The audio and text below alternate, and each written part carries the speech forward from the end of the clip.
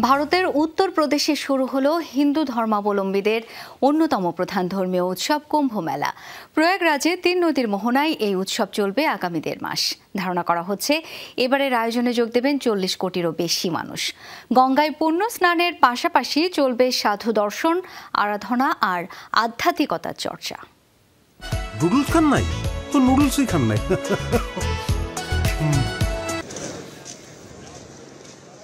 ধর্ম, আধ্যাত্মিকতা আর সংস্কৃতির মূল মন্ত্র নিয়ে ভারতের ঐতিহাসিক শহর প্রয়াগরাজে শুরু হয়েছে সবচেয়ে বড় সমাগম মহাকুম্ভ মেলা। সনাতন ধর্মাবলম্বীদের গুরুত্বপূর্ণ উৎসবটিকে ঘিরে এরই মধ্যে কানায় কানায় পূর্ণ গঙ্গা, যমুনা, সরস্বতী নদীর মোহনা। নাগা সাধু থেকে শুরু করে দেশি বিদেশি সন্ন্যাসী সহ ৬ সপ্তাহব্যাপী এই উৎসবে যোগ দিয়েছেন কোটি কোটি পুণ্যার্থী। বিশেষ আকর্ষণ হিসেবে দর্শনার্থী আর ভক্তদের নজর কেড়েছে আধ্যাত্মিক সাধু সন্তরা। কেউ ৩২ বছর গোসল না করে, আবার কারো দাবি অর্ধযুগ দাঁড়িয়ে থেকে করেছেন রেকর্ড। আমি মহাকাল বাবা, যদি তলোয়ারের ধারই সহ্য করতে না পারি তাহলে কিভাবে নিজেকে তপস্বী দাবি করি? আমি তলোয়ারের ধারের ওপর হাঁটতেও পারি। কুম্ভ মেলায় অংশ নিতে পেরে সবাই খুশি। অন্তত ৩৩ কোটি দেবদেবী এই শহরে অধিষ্ঠিত হয়েছেন, যেখানে ৩ নদীর সঙ্গম হয়েছে।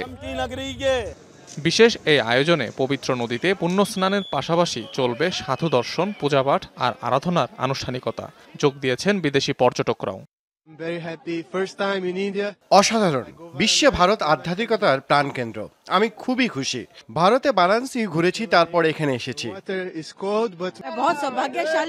গঙ্গায় গোসল করতে পেরে নিজেকে খুব ভাগ্যবতী মনে করছি। গঙ্গা, যমুনা, সরস্বতী দেবীর কাছে আমি কৃতজ্ঞ।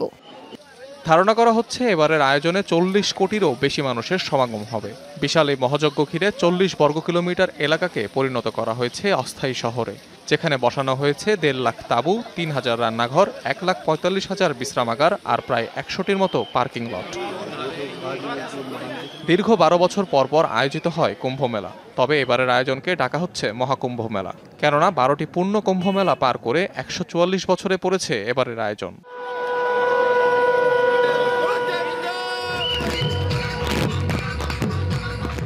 পৌরাণিক মতানুযায়ী দেবতা আর অসুরদের লড়াইয়ের সময় অমৃত কিংবা কুম্ভের কলস থেকে ৪ ফোঁটা অমৃত পড়ে পৃথিবীতে। যে স্থানগুলো হলো ভারতের প্রয়াগরাজ, হরিদ্বার, নাসিক এবং উজ্জয়নের নদীগুলো। এই নদীগুলোরই সঙ্গমস্থল ত্রিবেণী নামে পরিচিত। সনাতনীদের বিশ্বাস, এই ত্রিবেণীতে গোসলের মধ্য দিয়ে পাপ মোচন করে হয় মোক্ষ লাভ। ২০১৭ সালে কুম্ভ মেলাকে বিশ্ব ঐতিহ্যের অংশ হিসেবে ঘোষণা করে ইউনেস্কো। অনিক রহমান, যমুনা নিউজ।